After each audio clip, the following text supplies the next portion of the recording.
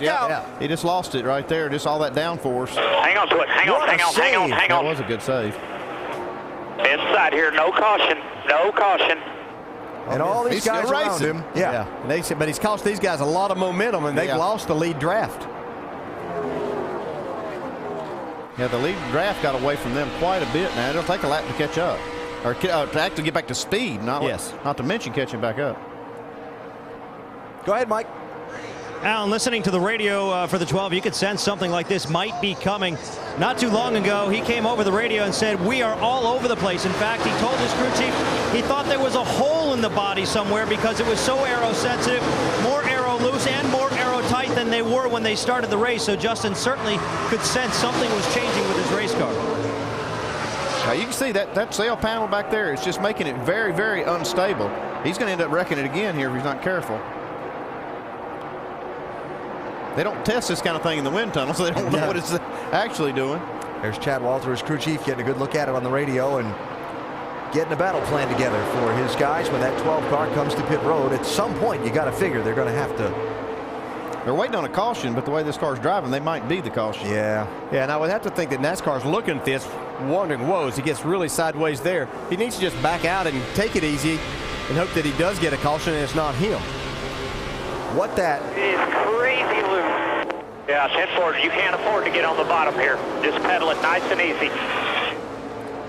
What that half spin did, as you were talking about, was break the front 7 cars away from the majority of the pack. And that really changes the dynamic of the end of this race for all those guys trying to run for the win. So Allgaier are hanging on, as you said, hoping for the caution and hoping not to be the caution. Junior, Harvick, Busch, and Logano, front 4, trying to break away.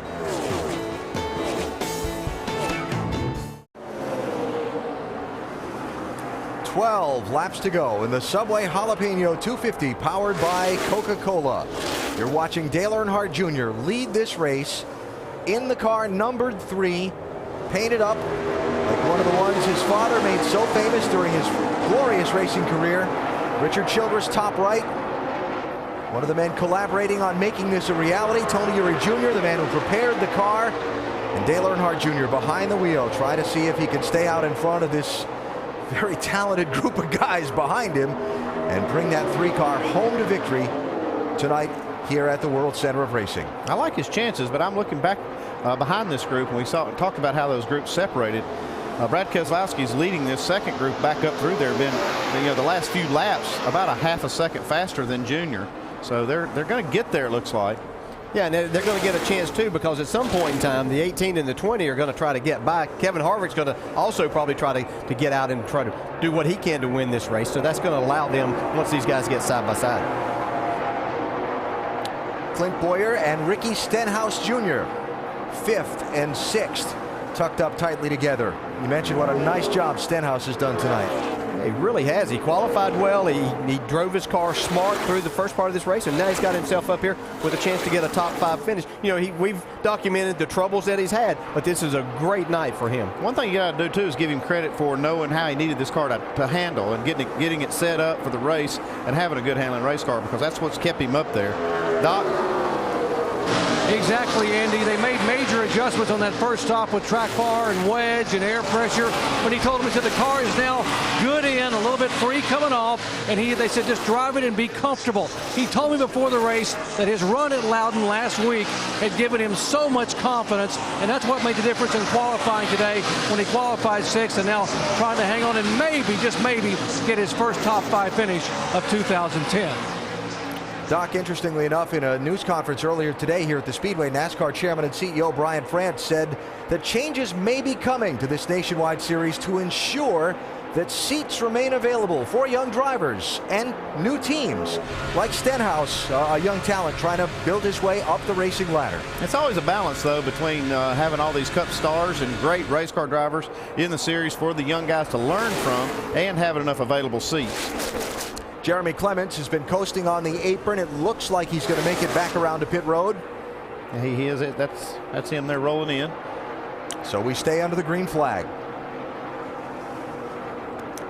29 cars on the lead lap, 9 laps to go, Dave.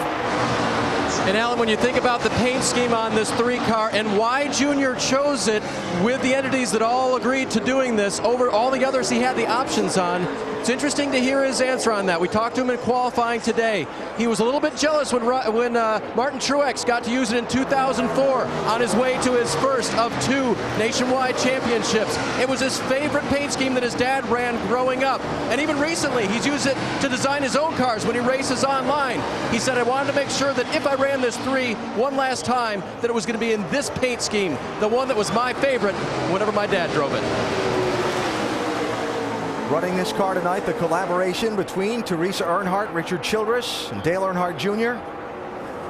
And right now, I can tell you just from watching the fans on the property earlier today, there are a lot of Wrangler yellow and blue 3 shirts in this grandstand. If he's able to hold off this snarling pack of drivers, it's going to be an awfully loud ovation. Yeah, you see, it's just a 4-car pack right there. But now Keselowski has got up to Stenhouse, and he's been catching this group 3, 4, 5 tenths a lap. I think he's going to get right to him it looks like at the end of the race. Yeah, Ricky Stenhouse did a nice job there. He saw the 22 coming. He pulled out to get around the 21 and used Brad Keselowski's push to get himself up in the 5th spot. And they do continue to catch this lead group. Of Brad Keselowski's victories this year, 2 of them have come on last lap passes. One of those at what many consider to be the sister track to this Daytona Speedway, Talladega. Well, they're going to have a lot of momentum coming right here about the right time. They're going to have to find something to do with it now. They need to be making plans because they are going to have, a few miles an hour faster than the leaders are running. Yeah, the only problem that Brad's going to have is he has nobody pushing him right there. So he's going to have to make a decision when he gets up there. Is he going to continue to follow this 6, even though he doesn't have a lot of experience here, or is he going to try to do something on his own? Can I answer that? Yeah. No, he's not going to keep following him. 6 laps to go. Yeah, they were about 4 tenths of a second faster once again. Those 2 cars catching this group of 4. Okay, it's gone. Brad Keselowski is a fast race car. Mike?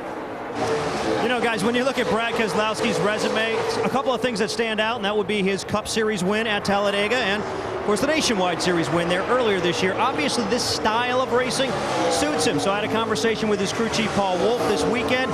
He said part of it's instinctual, but part of it is the fact that he works at it so hard. He studies videotapes. He knows exactly where he wants to be. He puts himself in simulated situations so that he knows where he wants to be at this stage of the race. He studies this style of racing, and the homework could be paying off. He's running toward the front, but only a few laps to go, guys. And behind them, Ryan Newman and Carl they're coming Edwards too. hooked up. Yeah. These fans are standing. They're excited for Junior. yeah. They see this the Whoa, 6 and Kyle the 22 Busch. coming. Did you see his hands working the wheel there? He had his hands full. Lap ago, we heard on it was Kyle Busch's radio. Here we go. Here goes Keselowski now around Stenhouse. Kyle had something on the grill, apparently. We heard from his spotter saying, okay, it's gone. That was that move we saw out of traffic. And Paul Menard again. Now another right front tire down on this 98 car. Still under green. Not anymore. Caution's out for debris from the 98 car with 5, now 4 laps to go. Oh, my. Oh, my. Well, you had to know when you saw that tire that there was going to be debris. Oh, yeah, it's everywhere. Yeah. Yeah, no choice but to throw the yellow right there. And there it went. Man, you can see that tire pop. Same spot on the racetrack, too.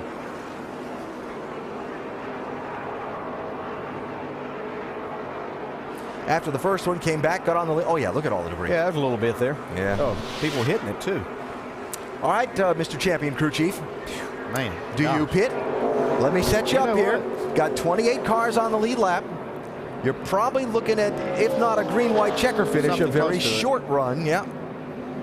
Oh, my goodness. Let me tell you, Andy, before you answer, that I did see a crew chief yesterday and was talking to him. He said that even with 5 laps to go, that tires were going to be so important with these cars, with the way they drive, that they were going to have to come get tires. Yeah, and you see all the debris, too. That's going to probably make my decision to come get the 4 tires. If I was on the fence after driving through all this debris field, I would really want tires, but man, that's such a tough decision. And so I'm figuring that with the amount of time it's going to take to clean up all that debris, we are probably looking at a green-white checker. Yes, more than likely. The thing is, I'm looking at the lap times, and they were still running, very fast lap times.